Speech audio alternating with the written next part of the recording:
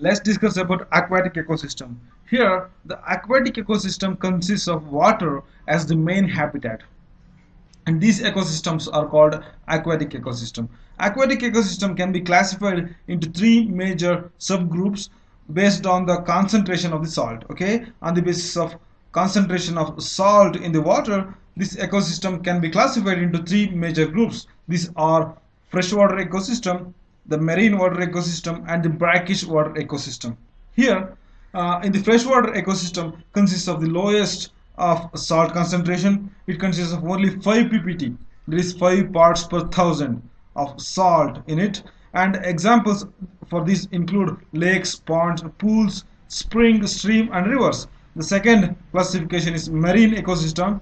Here the concentration of salt in the water is very high, as high as more than 35 ppt, that is parts per thousand. Here ppt is 35 parts of salt, okay, 35 parts of salt in 1000 parts of water.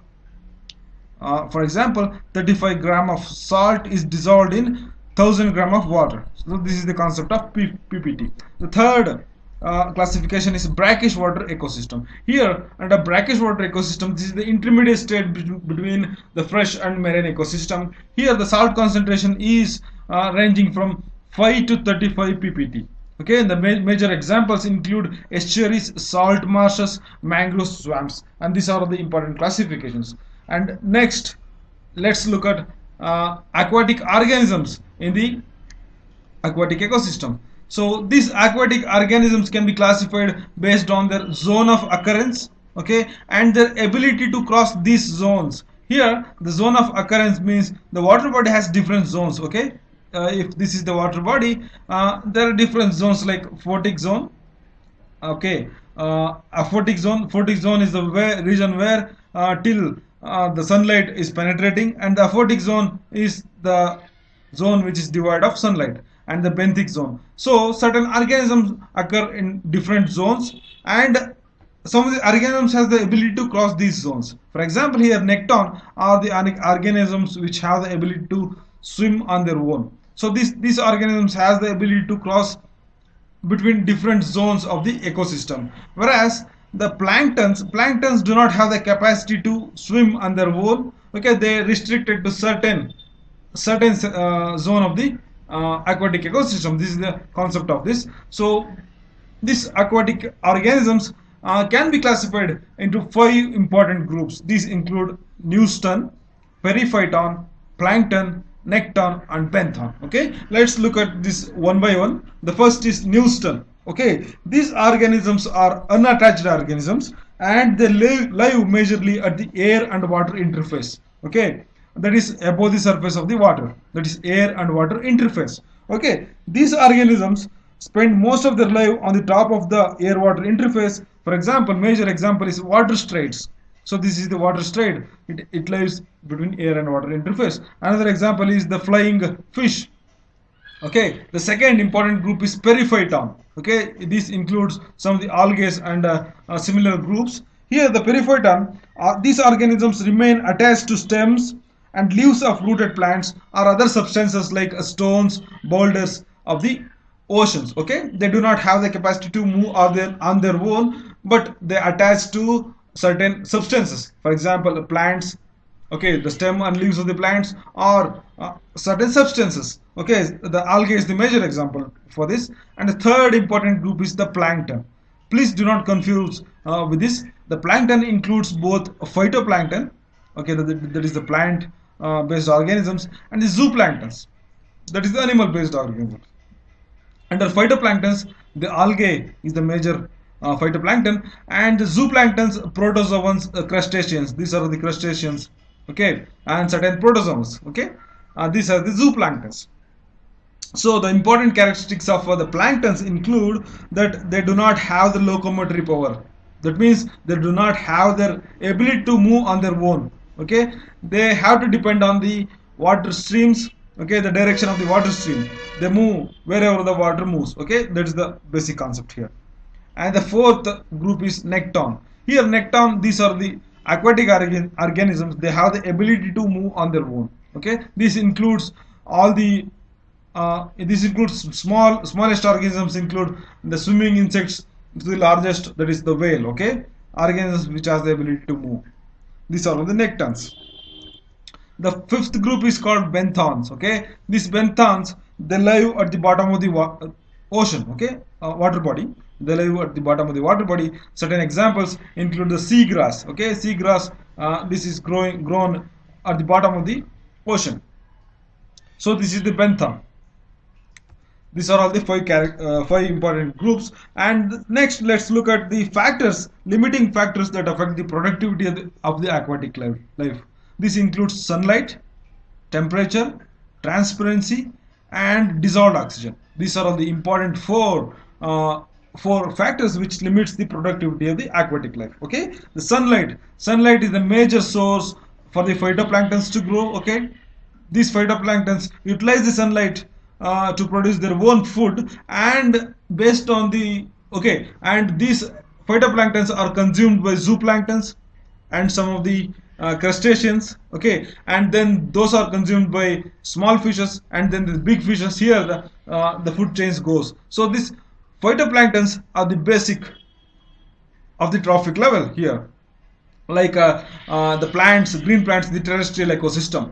So this is the basic. So this is entirely dependent on sunlight. So sunlight is the important factor. Okay, and the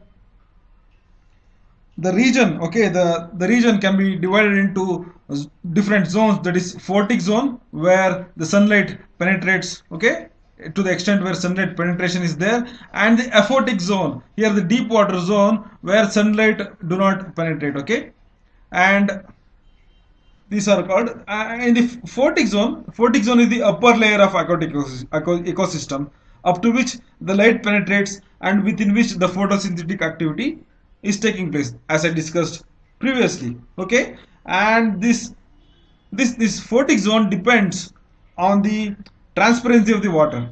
Okay, if there is more turbidity, more silt, more clay in the water, the photic zone is restricted to only small portion of the water body. Okay, and the second important thing is the aphotic zone, that is where the sunlight do not penetrate, and lower layers of the aquatic ecosystem where light penetration and plant growth are restricted. These areas are called aphotic zone. Okay, and in this area the photosynthesis is not taking place because of the absence of sunlight. Here only the respiration is taking place, because these deep water zone organisms only utilize the oxygen for the respiration. Here no photosynthesis is happening, but in photic zone both photosynthesis and respiration is taking place. Please remember, this is important. Okay, and this zone is also called as zone of profound. So the next important factor is the dissolved oxygen. Here all the organisms need oxygen. Also the aquatic organisms also need oxygen. So oxygen is available in the form of oxygen dissolved in water. Okay, and the source of oxygen include the photosynthesis by the phytoplanktons and the green plants in the water, and the air and water interface, through which water will be dissolved in the water. Oxygen will be dissolved in water. So the concentration of oxygen in the fresh water is only 10 ppm. This is 150 times lower than that of the atmosphere. Okay, and another important factor is that the dissolved oxygen is also influenced by the temperature. Okay, if there is more warm water, there is more temperature is more in the water, then the water has the less ability to dissolve the oxygen.